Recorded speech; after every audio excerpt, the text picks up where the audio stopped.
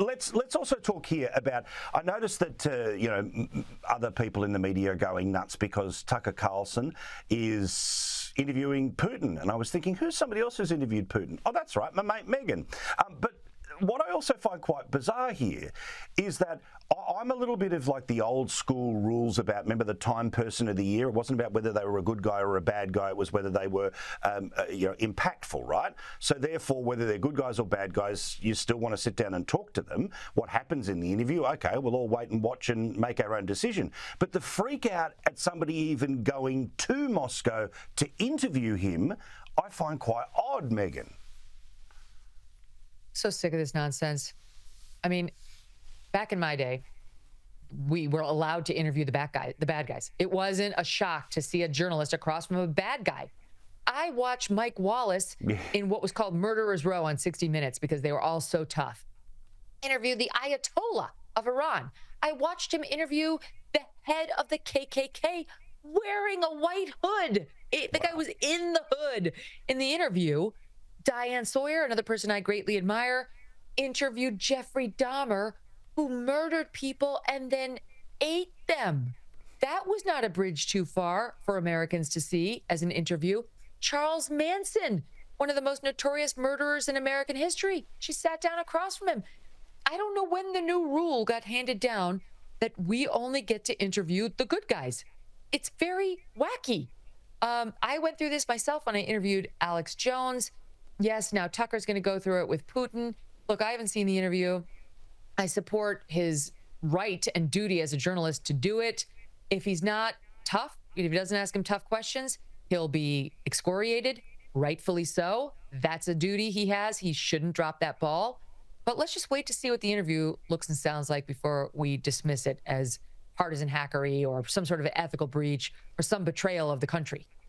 But also, and look, the actions of the government is always different than the actions of the people.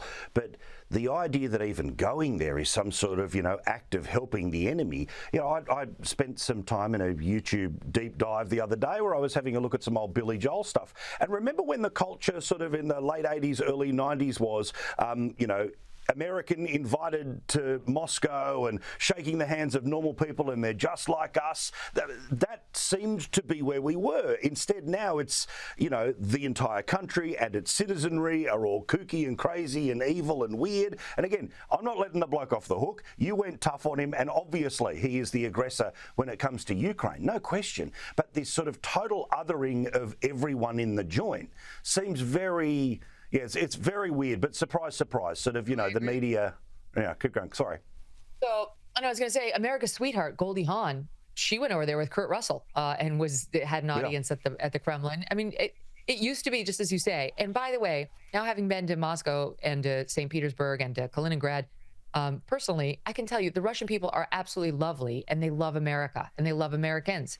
They would love to come over here and visit. They love when we go over there. They love to show off their cities. They're so grateful when we show any interest in them. These are not some rabid America haters. It's not North Korea. It's Russia actually feels very European in places like St. Petersburg, which is really like, it looks like Venice. If you've never been, it's like Venice. It's got a bunch of canals. It's got beautiful waters.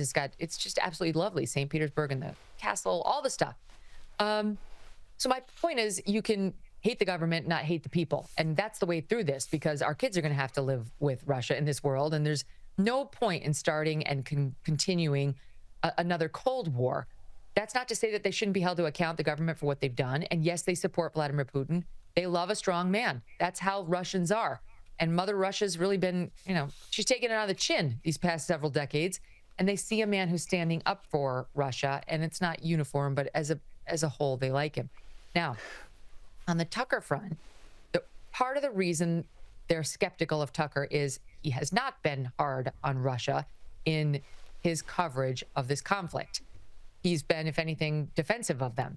And so I think people are expecting him to do a very flattering softball interview that will further the narrative that people feel they've heard from Tucker, which is very defensive of Russia and very hard on Ukraine. And so they're anticipating hating it. Now, okay, that may be a problem with the interview. It may not be. Let's let's wait to see. Crazy thought. Let's wait to see how he does. And maybe if he asks him some tough questions, it'll be a real opportunity for us to learn something about. I'm going to be honest. The whole thing will be propaganda on Putin's part. So I'm not going to say what he's actually thinking, but what he wants us to think, which is also interesting.